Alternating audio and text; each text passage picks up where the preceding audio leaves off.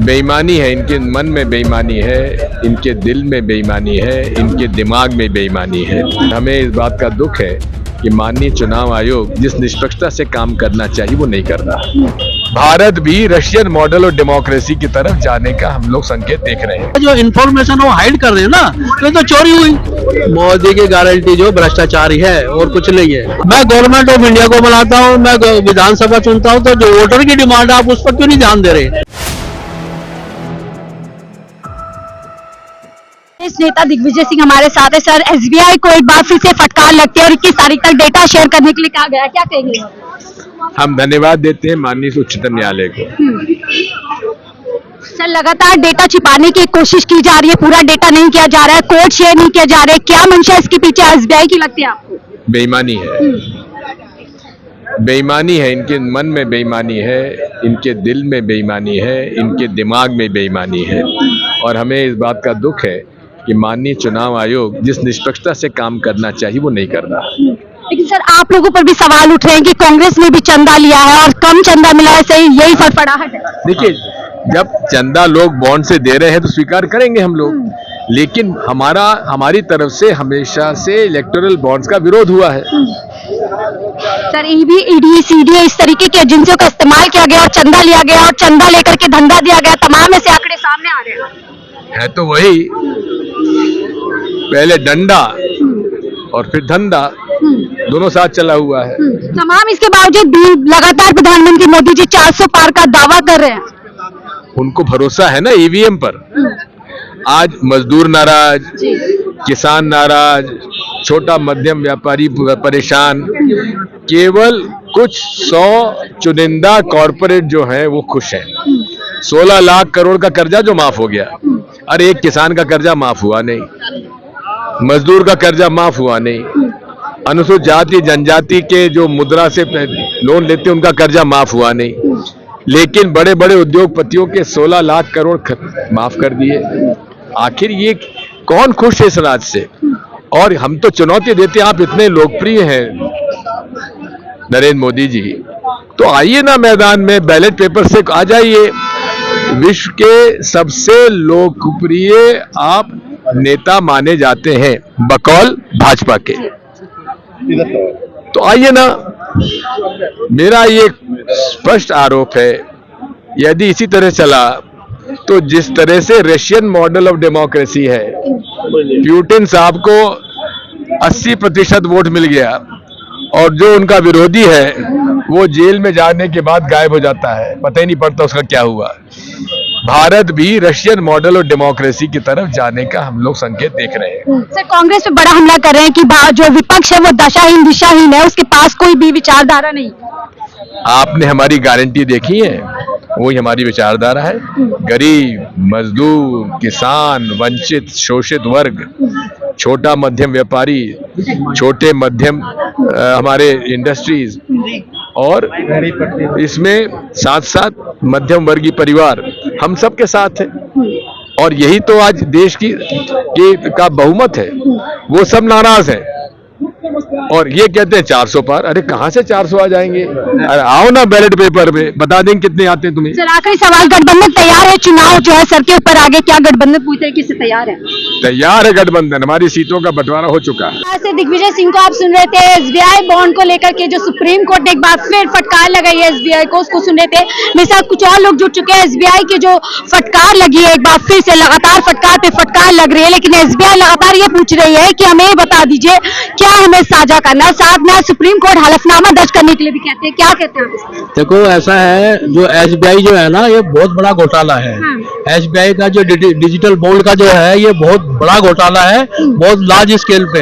अगर supreme court के supreme जज ये बोल रहे हैं कि आपको पूरी डिटेल्स दो, तो व्हाई नॉट, क्यों नहीं वो डिटेल्स प्रोवाइड करा रहे हैं? तो सारी डिटेल्स देनी चाहिए ना। तो इसका मतलब तो कुछ ना कुछ घोटाला किया, तो प्योरली घोटाला इनका लग रहा है। डरता कौन है?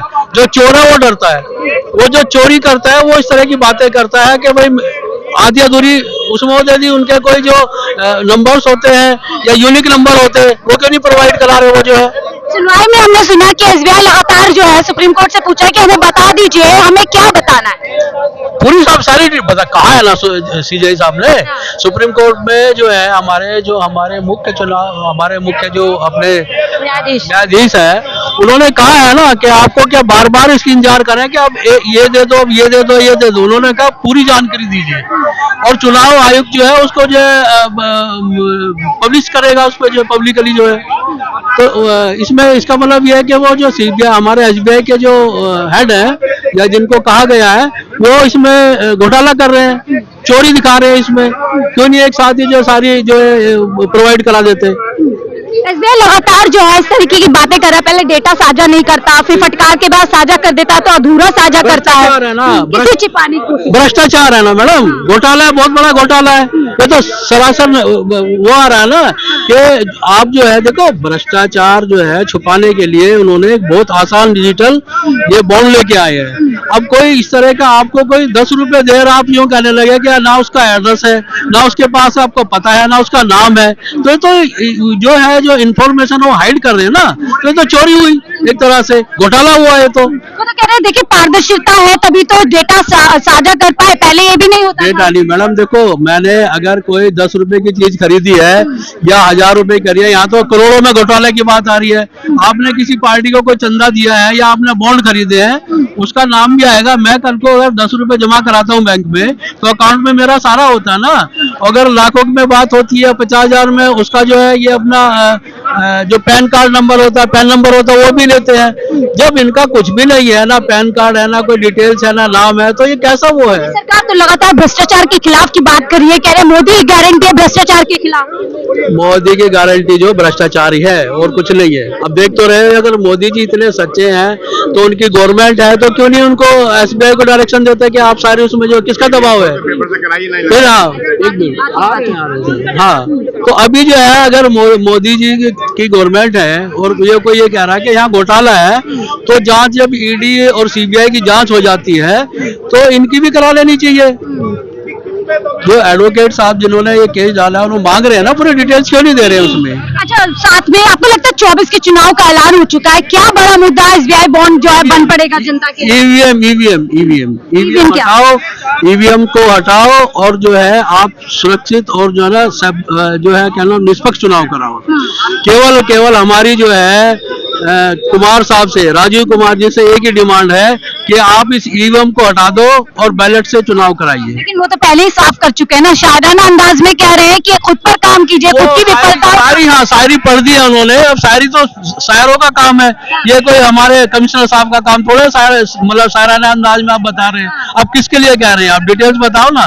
उन्होंने एक बहुत अच्छा शेर जो शायरी पढ़ी है, पूरी रात तैयारी कर आए थे, होमवर्क करके। अरे मैडम सही है, और तैयारी की जरूरत क्या पूरी रात की, इतना क्या है, क्या पूरी रात में क्या तैयार करा।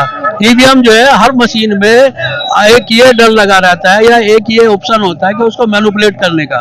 तो मैं वोटर हूँ, मैं जनता हूँ, तो आप जो है ना उस चीज को मेरी बात को मान के लिए, गवर्नमेंट तो मैं बना रहा हूँ ना, मैं गवर्नमेंट ऑफ इंडिया को बनाता हूँ, मैं विधानसभा चुनता हूँ। तो जो वोटर की डिमांड है आप उस पर क्यों नहीं ध्यान दे रहे। आप मुझे बताइए प्रॉब्लम क्या है, आप प्रॉब्लम क्या है ये बताइए आप।